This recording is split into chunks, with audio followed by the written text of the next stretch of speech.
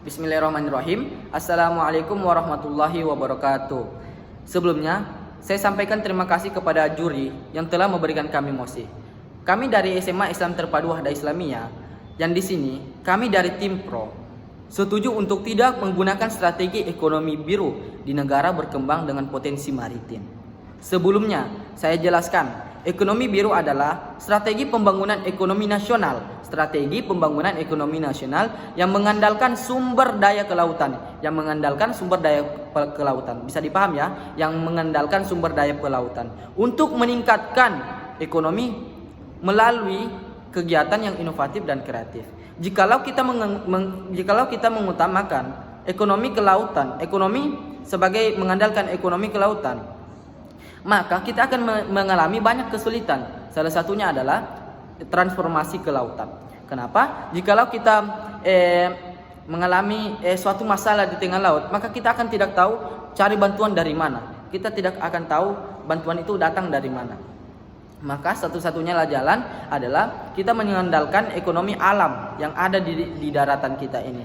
Di Indonesia ini memiliki banyak sekali gunung-gunung, memiliki banyak sekali hutan yang bisa kita manfaatkan untuk ekonomi alam kita ini. Jadi seharusnya kita menggunakan ekonomi alam sebagai sarana utama atau mengandalkan ekonomi alam sebagai sumber daya nasional yang ada di negara kita ini.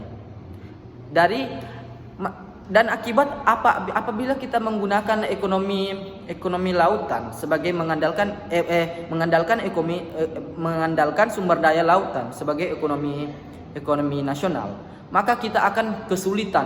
Banyak sekali hal-hal yang akan terjadi. Banyak sekali hal-hal yang tidak ingin kita terjadi. Banyak sekali hal-hal yang akan terjadi pada dalam diri kita. Yaitu salah satunya kekhawatiran keluarga kita. Kenapa? Kita pergi ke laut sendiri, kita tidak tahu bantuan apakah ada sesuatu hal yang terjadi dan akibatnya apa, dan kita tidak tahu untuk kembali gimana caranya gitu. Kita tidak tahu kenapa jaringan juga di tengah laut itu kita tidak tahu, jaringan tidak ada, dan kita juga tidak tahu dapat apa ketika kita di tengah laut, kita tidak tahu apa yang terjadi di daratan. Apabila di tengah laut kita sendiri, kita tidak tahu melakukan, kita ingin contohnya kita ingin sholat gimana gitu, pasti kita akan kesulitan. Kenapa? Perahu kita goyang-goyang, kita nggak bakal kesulitan untuk melakukan hal tersebut.